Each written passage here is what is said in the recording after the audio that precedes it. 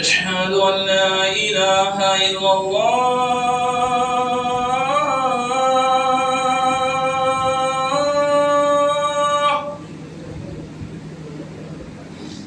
أشهد أن لا إله إلا الله.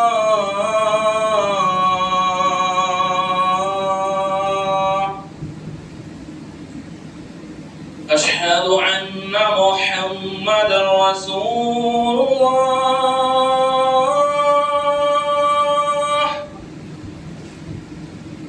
أشهد أن محمد رسول الله.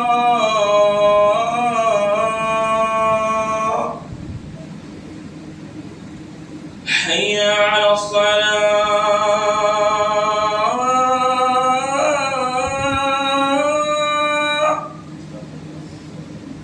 حي على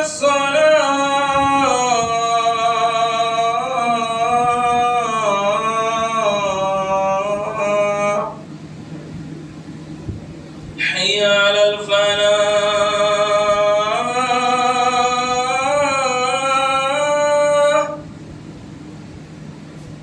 حي على الفلاح.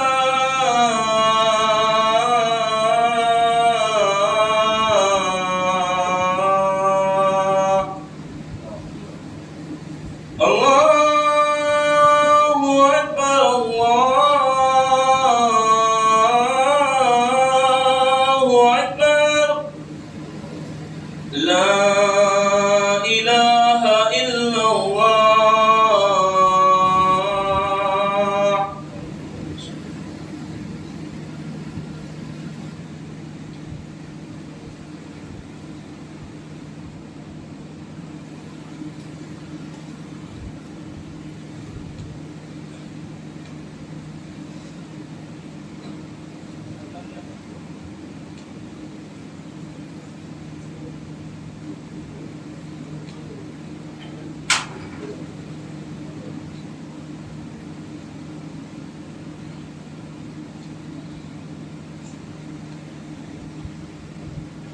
إن الحمد لله نحمده ونستعينه ونستغفره ونؤمن به ونتوكل عليه ونعوذ بالله من شرور أنفسنا ومن سيئات أعمالنا من يهده الله فلا مضل له ومن يضلل فلا هادي له ونشهد أن لا إله إلا الله وحده لا شريك له ونشهد أن محمدا عبده ورسوله أما بعد فإن خير الحديث كتاب الله وخير الهدي هدي محمد صلى الله عليه وسلم وشر الأمور محدثاتها وكل محدثة بدعة وكل بدعة ضلالة وكل ضلالة في النار.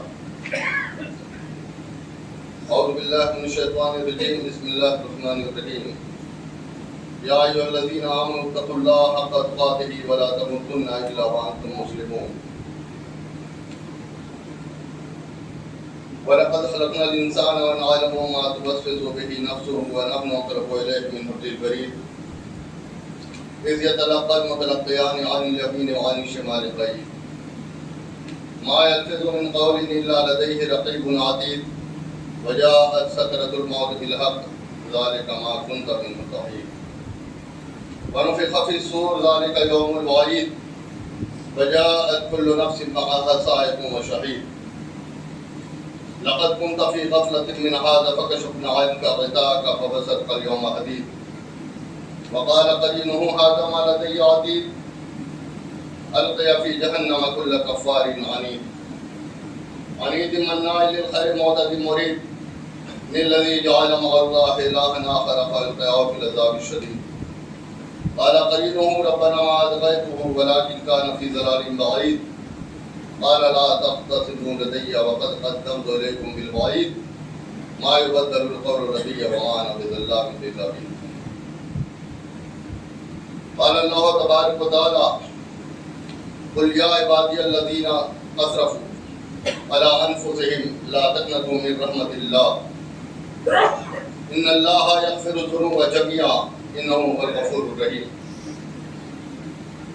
قال النبي صلى الله عليه وسلم إن الحسنات يذهبن السيئات.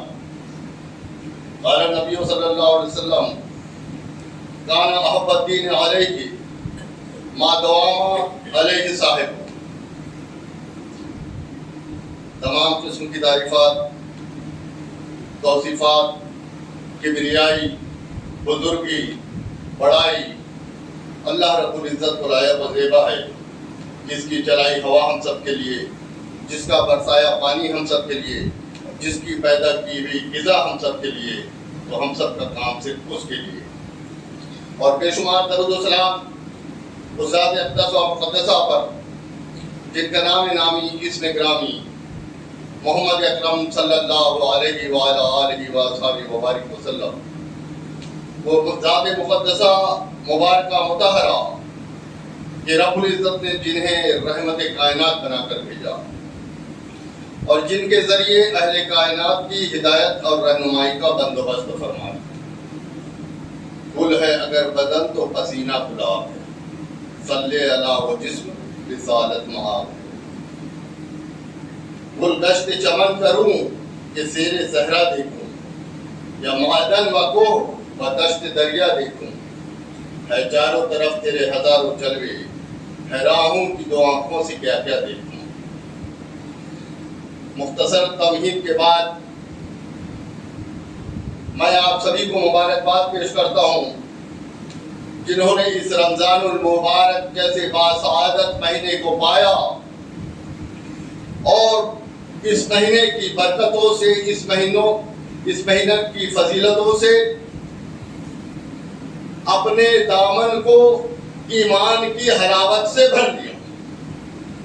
خوش نصیب ہے وہ لوگ جو رمضان کے مہینے کا احترام کر کے رمضان کے مہینوں میں عبادتوں کو بجا لاتے ہیں اور ان عبادتوں کے ذریعے بقول رسول اللہ صلی اللہ علیہ وسلم کے اپنے لیے جنت میں مہارات بنوا لیتے ہیں، اور مہارات ہی نہیں بلکہ اپنے لیے باغات بھی بنوا لیتے ہیں. قابل رشک ہے وہ لوگ جنہوں نے اس مہینے کے قیمتی لمحات کو پایا اور اس کا بھرپور فائدہ اٹھایا، اور قابل رحم ہے وہ لوگ جنہوں نے اس مہینے کے قیمتی لمحات کو غفلت میں، بغاوت میں، سرکشی میں بتا دیا.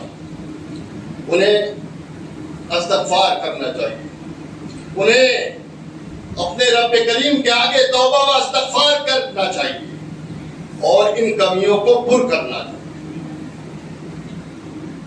مسلمانوں کی اکثریت رمضان مہینے کے گزر جانے کے بعد عبادتوں میں، تلاوت قرآن میں سستی کرنے لگا.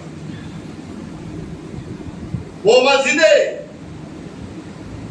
جو کل تک تنگی کا شکوہ کر رہی تھی،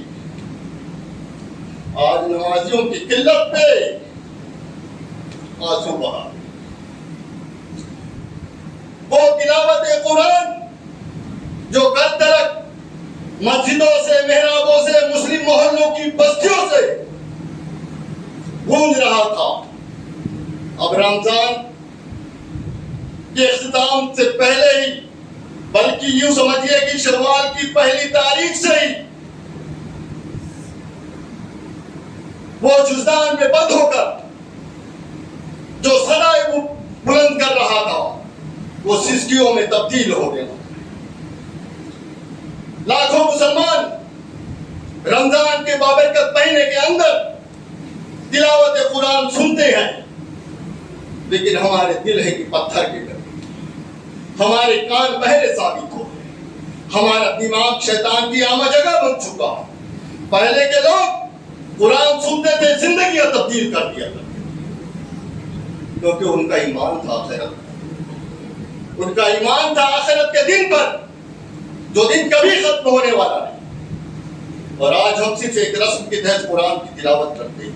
ایک مہینہ آتا ہے ایک فارمیلٹی کے تحت نمازوں کو ادا کرتے ہیں. اگر واقعی ہم نمازوں کو ادا کرنے والے ہیں, اگر واقعی ہم تلاوت قرآن کے پڑھنے والے ہیں, تو سال کے 11 مہینے میں اس کا تعلق قائم کیوں نہیں رہتا؟ سال کے 11 مہینے مسجدیں کیوں سی سکتی ہیں؟ غور کریں, کیونکہ اللہ کے رسول نے تو فرمایا اللہ کو وہی عمل محبوب ہے جس پہ عمل کرنے والا ہمیشگی پر. اس لیے اللہ کے رسول نے فرمایا, ہم اکثر سورہ مزمل پڑھتے ہیں اور کہتے ہیں کہ یہ نماز تہجد جو ہے اللہ کے رسول کے لیے خاص ہے. لیکن میرے بھائیوں, اسی نبی صلی اللہ علیہ وسلم نے ارشاد فرمایا علیکم بقیام اللیل, تم رات کا قیام ضرور کیا کرو. فَإِنَّهُ دَابُ الصَّالِحِينَ مِن قَبْلِكُمْ, کیونکہ یہ تم سے پہلے صلح کی عادت تھی. وَمُكَفِّرٌ لِلسَّيِّئَاتِ, کیونکہ یہ گناہوں کو مٹاتا ہے. وَمَنْهَاتٌ لِلْآثَامِ, برائیوں کو ختم کر دیتا ہے. وَمَطْرَدَةٌ لِلدَّاءِ عَنِ الْجَسَدِ, اور جسمانی بیماریوں کو دور کر دیتا ہے. اگر ہم اللہ کے قرآن پہ غور کریں, اللہ قرآن میں ارشاد فرماتا ہے الذین یقولون ربنا آمنا فاغفر لنا ذنوبنا وقنا عذاب النار. جو لوگ یہ کہتے ہیں کہ ہم اپنے رب پر ایمان لائے, الذین یقولون ربنا اننا آمنا فاغفر لنا ذنوبنا, اللہ ہمارے گناہوں کو معاف کر دے, وقنا عذاب النار, اور ہمیں جہنم کے عذاب سے رہائی دی.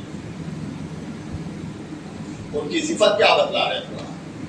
الصابرین, وہ صبر کرنے والے ہیں. اور روزہ ہم کو صبر کا سبق ہی سکھلاتا ہے. روزہ مومن کے اندر صبر کی تربیت دینے آتا ہے.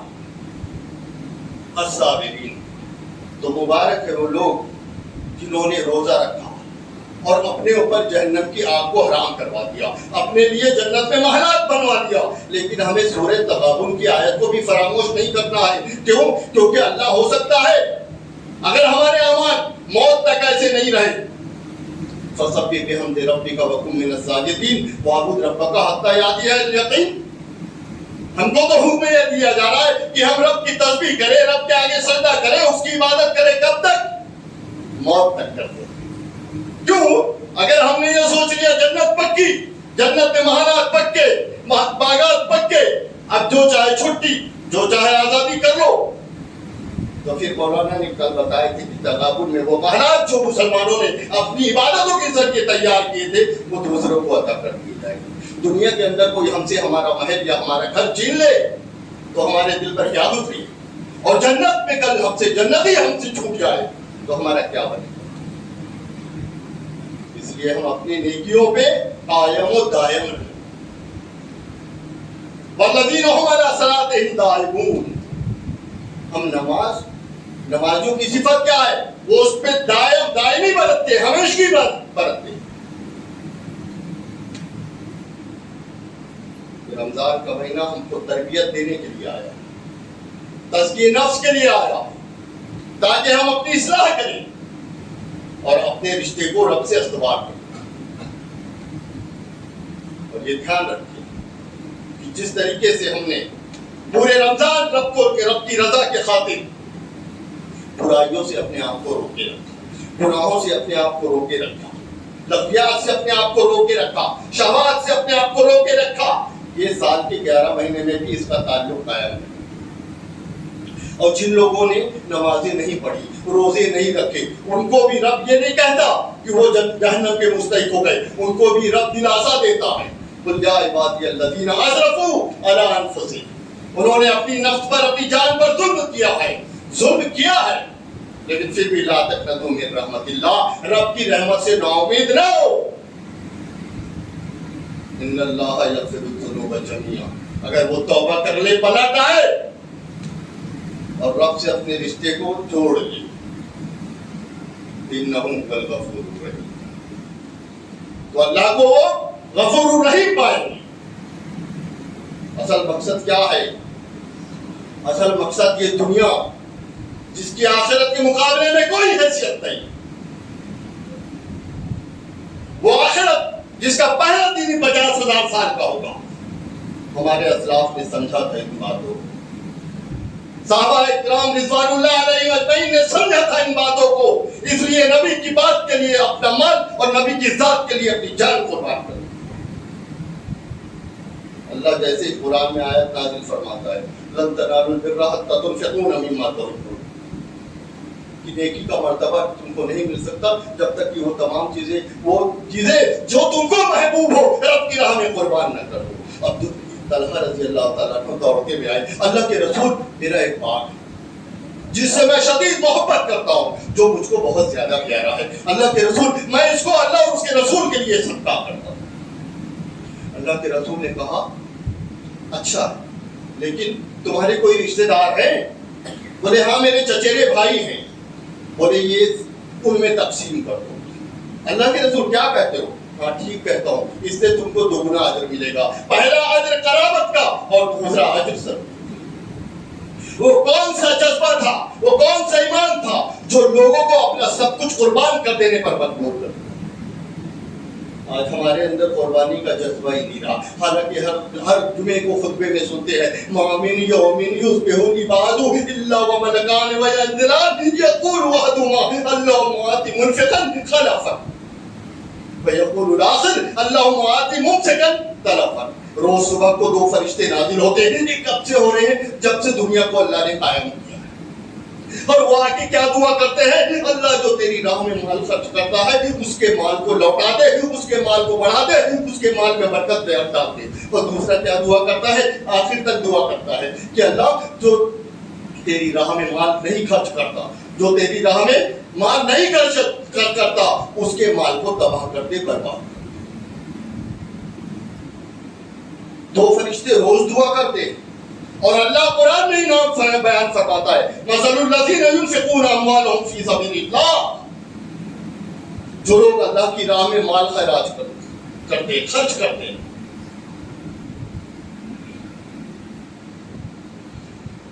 مثل الذین ينفقون اموالهم فی سبیل اللہ کمثل حبۃ انبتت سبع سنابل، ان کی مثال اس دانے کی سی ہے جس میں 7 بالیاں ہوں گے اور ہر بالی میں 100 دانے۔ یعنی انسان اگر 1 روپے خرچہ کرتا ہے تو اس کو 700 روپے تک کا ثواب اللہ عطا فرماتا ہے، یعنی 700 روپے تک کی لوٹانے کی گارنٹی اللہ خود لیتا ہے۔ اور ایک جگہ اللہ کیا فرماتا ہے؟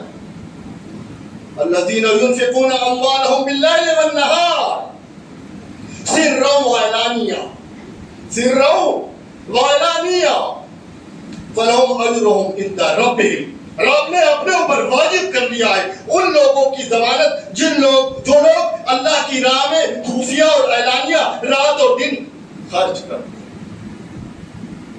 رب نے واجب کر لیا جنت کو، اور لہم اجرہم فلہم خوف، نہ ان کو خوف ہوگا، نہ وہ غمناک ہوں گے، نہ محشر کا ڈر، نہ قبر کا ڈر، نہ پلسرات کا ڈر، کوئی ڈر نہیں، بالکل نڈر ہو کے جنت میں چلے جائیں۔ لیکن کب؟ جب اپنی نیکیوں کی حفاظت کرتے چلے اور موت تک کے عبادت کرتے چلے، اور اس میں اخلاص اور للہیت کا خاص خیال رکھتے، کیونکہ اخلاص کے بنا اللہ کوئی نیکیاں قبول نہیں کرتا۔ ہم روزہ رکھتے ہیں، اس لیے اللہ نے روزہ جو ہے نا اپنے لیے خاص رکھا ہے، کیونکہ اس میں کسی کے لیے کوئی دکھاوا، نمود، ریاکاری کا شائبہ ہی نہیں رہتا۔ لیکن باقی جو دیگر عبادتیں ہم کرتے ہیں اس میں ہمارے اندر یہ خوف رہتا ہے کہ اللہ تو نہیں دیکھ رہا لیکن غیر اللہ ضرور دیکھ رہا ہے، تو تھوڑی اپنی نماز کو لمبی کر دوں، تھوڑی اپنی قرات کو لمبی کر دوں، تھوڑے اپنے انداز کو سہانا کر دوں، تو اللہ جہنم کو جو بھڑکائے گا وہ سب سے پہلے کن لوگوں سے بھڑکائے گا؟ ایک عالم سے بھڑکائے گا جو قاری بھی ہوگا، اور ایک سخی سے بھڑکائے گا، اور ایک مجاہد سے بھڑکائے گا۔ صرف دل میں تھوڑا سا بدلاؤ آیا کہ لوگ بہادر کہیں، دل میں تھوڑا سا بدلاؤ آیا کہ لوگ سخی کہیں، دل میں تھوڑا سا بدلاؤ آیا کہ لوگ قاری قرآن کہیں، اس دل کے تھوڑے سے بدلاؤ کی وجہ سے جہنم کو اللہ بھڑکا کن لوگوں سے رہا ہے؟ ان مومنوں سے جو عابد بھی ہے، جو عالم بھی ہے، جو قاری بھی ہے، جو سخی بھی ہے، جو مجاہد بھی ہے۔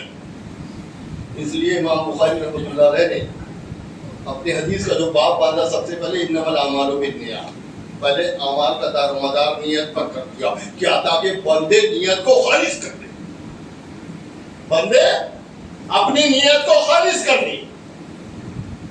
اس لیے اللہ رب الجلال نے ارشاد فرمایا ان اللہ اشتری من المؤمنین انفسهم واموالهم بان لهم الجنہ، اللہ نے ایمان والوں سے ان کی جان اور مال کو خرید لیے اور اس کے بدلے میں جنت ان کا ٹھکانہ ہے۔ یعنی جان پہ بھی ہمارا اختیار، جان پہ بھی قانون چلے گا تو رب کا، اور مال پہ بھی ہمارا اختیار، مال پہ بھی قانون چلے گا تو رب کا۔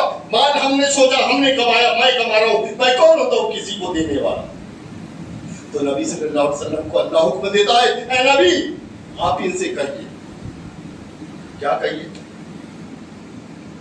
خذ من اموالہم صدقۃ، آپ ان کے مالوں میں سے صدقہ لیجئے، تو تطہرہم، اس سے وہ پاک ہو جائیں گے، وتزکیہم بہا، اس سے ان کا تزکیہ ہو جائے گا، یعنی ان کا دل بھی پاک ہو جائے گا۔ وصلی علیہم، اور ان کے لیے دعا کیجیے۔ کوئی بندہ 100 روپے دیتا ہے، 200 روپے دیتا ہے، 500 روپے دیتا ہے، 1 روپے دیتا ہے، 10 روپے دیتا ہے، لینے والے کا فرض کیا بنتا ہے؟ وصلی علیہم، اس کے حق میں دعا کرے، اللہ اس کی پریشانیوں کو دور کر، اللہ اس کی مصیبتوں کو دور کر، اللہ جب تک زندہ رکھنا ایمان پہ رکھنا، اور جب خاتمہ کرنا تو خاتمہ بالخیر ایمان پہ کرنا۔ یہ تو قرآن سکھا رہا ہے۔ ہم کیا بولتے ہیں؟ 100 روپے دیا، 500 کی اوقات ہے تیری؟ 50,000 کماتا ہے، کہاں سے لائیے؟ یہاں تو قرآن کیا سکھلا رہا ہے؟ وصلی علیہم ان صلاتک سکن لہم، اگر آپ دعا کریں گے تو یہ ان کے لیے تسکین کا باعث بنے۔ اور جو بندہ پھر 500 دیتا ہے، 5,000 بھی خوشی خوشی لٹا دے گا۔ اللہ کے رسول کے پاس ایک صحابی آئے، رات بھر یہودی کے پاس کام کیے، رات بھر کام کرنے کے بعد وہ صبح جو وہاں پہ جو ذخیرہ رکھا تھا اس میں لا کے مال کو چھپ چاپ ڈال دیے۔ کوئی دیکھے گا تو سوچے گا اتنے مال کے سامنے اتنا سا، لیکن کچھ لوگوں نے دیکھ لیا اور ہنسی نکل گئی، ہنسی نکل گئی، اس کا رونا نکل گیا۔ آسمان سے جبرائیل آ گیا اور کیا کہا؟ اللہ کے رسول، اللہ نے اس بات میں برکت اس یہودی کی وجہ، اس یہودی کے پاس کام کرنے والے، رات کو کام کرنے والے مومن کی وجہ سے ڈالا۔ تمہیں کیا معلوم کہ اللہ برکت 100 روپے والے میں ڈالتا ہے کہ 10 والے میں ڈالتا ہے کہ 500 والے میں ڈالتا ہے، اور 5,000 والے کی برکت نکال لیتا ہے؟ وہ اللہ قادر ہے نا، تو اللہ ہم کو طریقہ سکھا رہا ہے نا۔ وصلی علیہم ان صلاتک سکن لہم وہو سمیع علیم، کیونکہ اللہ سننے والا اور جاننے والا ہے۔ اور پھر ہم کو محققین کی لسٹ بھی بدلا دی، راستہ بھی بدلا دیا، کہاں کس مد میں خرچ کرنا ہے، اسراف نہیں، فضول خرچی نہیں، بیجا نہیں۔ انما الصدقات للفقراء، تمہارے صدقوں پر، تمہاری زکات پر، تمہارے مال پر سب سے پہلے حق ہے فقیروں کا، والمساکین، اور اس کے بعد مسکینوں کا، والمؤلفۃ قلوبہم والعاملین علیہا، اس کے بعد جو اس کے لیے مقرر کیے گئے وصولی کے لیے سفیر آتے ہیں نا، والعاملین علیہا والمؤلفۃ قلوبہم، اور وہ جن کے دلوں میں ایمان ہے لیکن وہ ظاہر نہیں کر سکتے، والمؤلفۃ قلوبہم وفی الرقاب، اور قیدیوں کو چھڑانے، والغارمین، اور مقروض قرض میں ڈوبا ہوا شخص جو اظہار نہیں کر سکتا، تمہیں یقین ہے کہ یہ قرض میں ڈوبا ہے تو مال کے ذریعے اس کی بھی مدد کریں۔ وفی سبیل اللہ، اور اللہ کی راہ میں، کون سی ہے اللہ کی راہ؟ مسجد مدرسے اللہ کی راہ ہے، امام خطیب اللہ کی راہ ہے، مسجد کے اخراجات اللہ کی راہ ہے، بیوہ و یتیموں کی مدد اللہ کی راہ ہے۔ آج ہم کتے بہت پالتے ہیں، بلیاں بہت پالتے ہیں، اور درو شہر میں، بھلائی شہر میں تو میں نے کتے پالنے والوں کی تعداد بہت زیادہ دیکھا، جس پہ اللہ کے رسول نے جنت کی ضمانت نہیں رکھی۔ لیکن اللہ کے رسول نے کہا اگر کوئی کسی یتیم کو پرورش کرتا ہے، اپنی کفالت میں لیتا ہے، اس کی پرورش کرتا ہے اور اس کو حلال کمائی سے رزق کھلاتا ہے یہاں تک کہ وہ شعور کو پہنچاتا ہے، اس کی جنت کی ضمانت میں محمد رسول اللہ نے پڑھی۔ بلی کے پالنے پر جنت کی ضمانت، کتے کے پالنے پہ جنت کی ضمانت، لیکن یہاں کیا ہے؟ یتیم کے بارے میں، یتیم سے اللہ کے رسول کو کتنی محبت۔ آئیے ایک واقعہ آپ کے سامنے گوش گزار کرتا ہوں، جس کا نام نامی شاید آپ نے پہلے بھی سن چکا ہوگا، ابو دہدہ رضی اللہ عنہ۔ وہ ابو دہدہ جس کے بارے میں مسند امام احمد بن حنبل نے لکھا، موطا امام احمد بن حنبل نے لکھا کہ اللہ کے رسول کے پاس ایک یتیم لڑکا آیا۔ کون آیا؟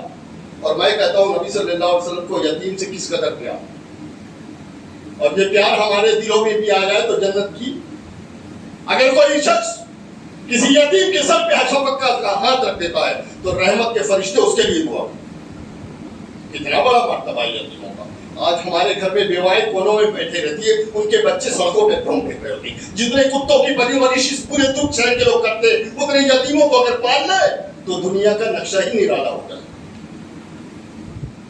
کیا کہا اللہ کے رسول؟ میرا ایک چھوٹا سا باغ ہے اور میں اس باغ کے گرد چاروں طرف دیوار بنانا چاہتا ہوں، لیکن میرا ایک پڑوسی ہے، میرا ایک ہمسایہ ہے، اس کا درخت بیچ میں آ جاتا ہے اور میں چاہتا ہوں کہ وہ درخت مجھ کو دے دے، دیتا بھی نہیں۔ میں نے کہا قیمت لے لے، بیچ دے، بیچتا بھی نہیں۔ اب اللہ کے رسول صلی اللہ علیہ وسلم نے کہا کہ ٹھیک ہے، یتیم تھا نا، اب یتیم کے لیے نبی، اور یتیم کب تک ہوتا ہے یہ بھی دھیان رکھیے، بالغ ہونے کے پہلے تک، بالغ ہونے کے بعد یتیم ہی کیونکہ خود کفیل بن جاتا ہے۔ آج کل تو 30-35 سال کے بھی یتیم ہوں، 45 سال کے یتیم ہوں ماں باپ کے، نہیں، جب آدمی اپنے اس پہ کھڑا ہو جائے تو وہ یتیم نہیں رہتا۔ اب نبی صلی اللہ علیہ وسلم نے کہا اتنا معصوم بچہ آیا ہے، جاؤ اس کے پڑوسی کو بلا کے لے آؤ۔ پڑوسی کو لے کے آیا، اب پڑوسی گھبرا رہا ہے۔ اللہ کے رسول صلی اللہ علیہ وسلم حاضر ہوں، رسالت پاک صلی اللہ علیہ وسلم نے اس بچے نے شکایت کر دی، دل میں غصہ ہے، غضبناک ہے۔ نبی صلی اللہ علیہ وسلم نے کہا کہ تم یہ درخت اس کو دے دو۔ کہا نہیں دیتا اللہ کے رسول۔ بولے کوئی بات نہیں، قیمت لے لو، بیچ دو۔ اب دل میں تو غصہ تھا، معاملہ آپس کا تھا، نبی کی عدالت میں رکھ دیا۔ کہا نہیں دیتا اللہ کے رسول، میری چیز ہے، میں پورا اختیار رکھتا ہوں اس پر۔ بولے کوئی بات نہیں، تم پورا اختیار رکھتے ہو، اگر میں اس کے بدلے تمہیں جنت میں ایک کھجور کے درخت کی ضمانت دے دیتا ہوں اور قیمت بھی دے دیتا ہوں، اور وہ درخت اتنا بڑا ہوگا جس کا سایہ اتنا طویل ہوگا کہ 100 سال چلتا رہے گا، سایہ ختم نہیں ہوگا۔ اس نے کہا نہیں دیتا اللہ کے رسول، میں راضی نہیں ہوں۔ اب چلا گیا، اور وہیں صحابہ کی مجلس میں بڑے بڑے صحابہ بیٹھے ہوئے، لیکن ابو دہدہ فوراً کھڑے ہوئے۔ اللہ کے رسول صلی اللہ علیہ وسلم، آپ نے جو بات ابھی ان سے کہی ہے کہ اس کھجور کے درخت کے بدلے جنت میں ایک کھجور کا درخت دے دوں گا، یہ صرف اس کے لیے خاص ہے یا یہ ہمارے لیے بھی ہے؟ یہ آپشن ہمارے لیے بھی اوپن ہے کیا؟ اللہ کے رسول نے بولے ہاں، اگر کسی طریقے سے یہ درخت تم اسے لے کر دے دیتے ہو تو تمہیں جنت میں ایک کھجور کے درخت کی گارنٹی ملی۔ اب صحابی رسول جانتے تھے کھجور جنت میں کھجور کا درخت مل رہا ہے مطلب جنت مل رہی ہے، سودا مہنگا نہیں ہے۔ اب وہ فوراً جاتے ہیں اس کے پاس، اس پڑوسی کے پاس، اور اسے کہتے ہیں تم مجھے پہچانتے ہو؟ وہ بولے تمہیں بھلا کون نہیں پہچانتا، تم تو مدینے کے مشہور رئیسوں میں سے ہو، 600 کھجوروں پہ مشتمل باغ تمہارا ہے، اور اس باغ کے اندر ایک محل بھی تمہارا ہے، اور اس میں ایک میٹھے پانی کا کنواں بھی ہے، اور اس کے چاروں طرف ارد گرد اتنی نمایاں دیوار ہے کہ مدینے کی طرف آنے والے لوگوں کو دور سے ہی نظر آتی ہے۔ بولے مطلب تم مجھے جانتے ہو، تو پھر میں یہ چاہتا ہوں کہ یہ باغ لے لو اور وہ درخت اس یتیم کو دے دو۔ بولے ابو دادا کیا کہہ رہے ہو؟ بولے ہاں ٹھیک کہہ رہا ہوں،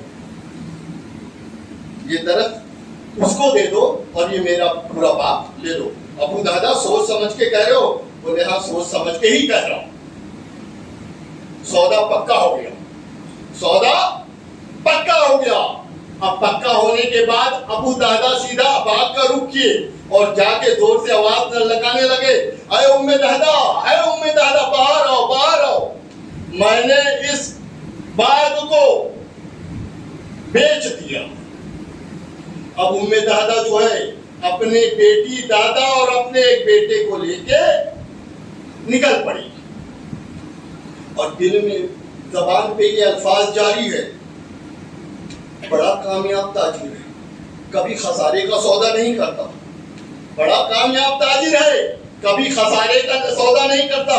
کتنے میں بیچا ہے؟ کس کے بدلے بیچا ہے؟ اب ذرا یہاں رک کر ہم اپنے گھروں کا جائزہ لے لیتے ہیں. اب یہاں ذرا رک کے ہم اپنے گھروں کا جائزہ لے لیتے ہیں. آج اگر ہم یہ کہیں کہ ہم نے مسجد میں آج 1 لاکھ روپے رمضان میں دے دیا ہے، سارا ٹھیکہ تم نے لے لیے ہو. اگر ہم یہ کہیں کہ یہ زمین ہم نے مسجد کے لیے وقف کر رکھی ہے، یہ ذمہ داری کیا تمہاری ہے؟ اگر ہم یہ کہیں کہ ہم نے یہ مکان اللہ کی راہ میں وقف کر دیا ہے مسجد یا مدرسے کے لیے، ارے نادان انسان، پورا گھر ہی اللہ کے راہ میں دے دیا. رک جا ذرا، ٹی وی تو نکال لوں، کیش تو نکال لوں، بینک بیلنس تو نکال لوں. اور وہ ام دہدا جس کی عظمتوں کو سلام، وہ جب باہر نکلی بولے کس کے عوض میں جا؟ کہا جنت کے ایک درخت کے عوض میں میں نے یہ پورا باغ بیچ دیا. اب وہ ام دہدا اپنی بیٹی کو لی اور کہا بہت خوب، اتنا منافع کا سودا، جنت پکی. ایمان تھا آخرت کا. یہاں سے جانے کے بعد ہمارے 2 ہی گھر، یا جنت یا جہنم. ہماری زبان پہ ہے، دلوں پہ نہیں ہے. ایمان نہیں ہے. ایمان ہوتا تو آج یہ مسجد پہ سلیپ ہوتا. ایمان ہوتا تو یہ مسجد آج تک کی کشف نہیں کر رہی ہوتی. دلوں میں ایمان ڈالنے کے لیے ہمیں منہج سلف کو سمجھنا پڑے گا اور ایمان ویسے ہی لانا پڑے گا جیسے ایمان ہمارے صحابہ رضوان اللہ علیہ مجمعین نے لایا. اب وہ نکلتی ہے، بہت منافع کا سودا کیا ہے، بیٹی کو پکڑتی ہے، گود میں دودھ پیتی بچی ہے، ہاتھ سے کھجور لیتی ہے، فوراً باغ میں رکھ دیتی ہے. کہیں جنت کے درختوں میں ہمیں خسارے کا سامنا کرنا نہ پڑ رہا ہے. بیٹی کے منہ میں دودھ پیتی بیٹی کے منہ میں کھجور ہے، اس کو نکال کے باغ میں رکھ دیتی ہے. کیوں؟ اللہ کی راہ میں عطا کیے ہوئے مال میں سے ایک کھجور بھی لینا گوارا. اور آج تو جو آتا ہے سب آنے دو. لوگ نکلتے ہی ہیں جعلی دستاویز بنا کر اللہ کے نام پہ لوگوں کو چونا لگانے کے لیے، جس سے لوگ بدزن ہو گئے.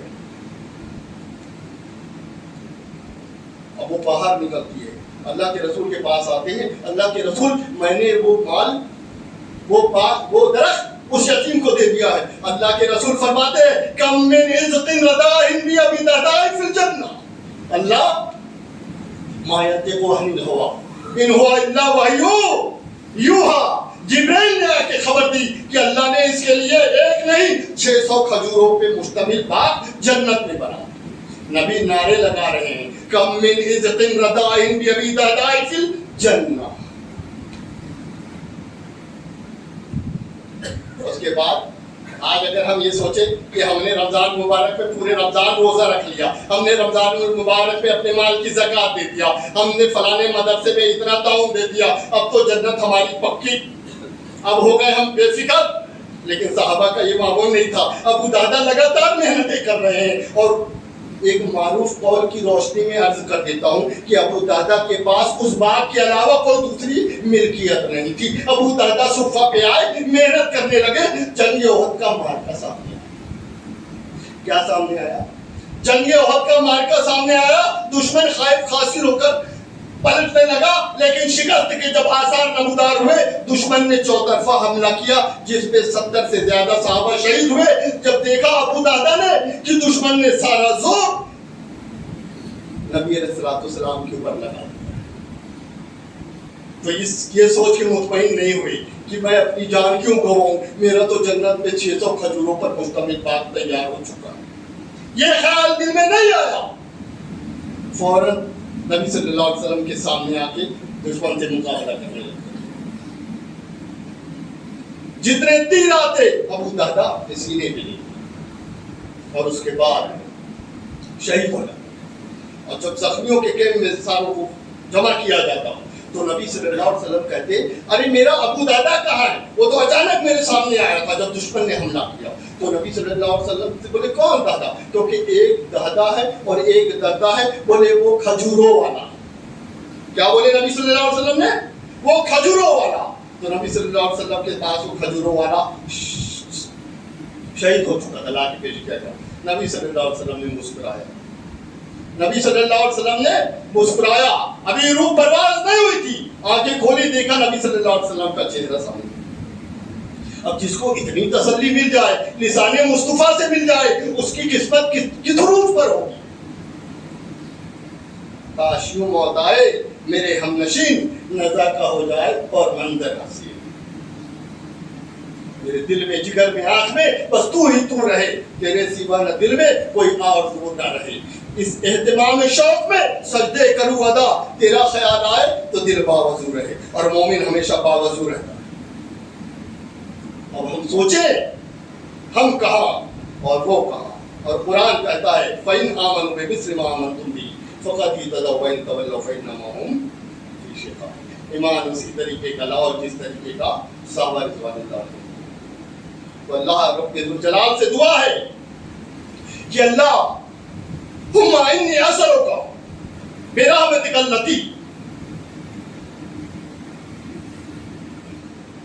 وسعت کل شیء ان تغفر لی ذنوبی.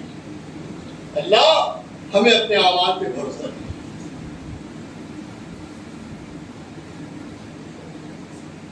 اللہ ہم بسبب تیری رحمت کے جس نے تمام چیزوں کو گھیر رکھا ہے، اپنے کل گناہوں کی معافی طلب کرتے ہیں. اقول قولی ھذا استغفر.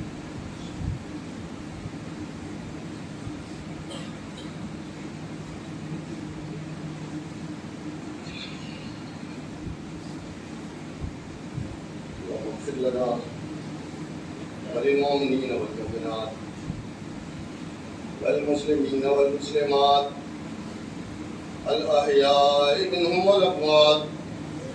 اللهم انصر من نصر الدين واخذل من خذل المسلمين.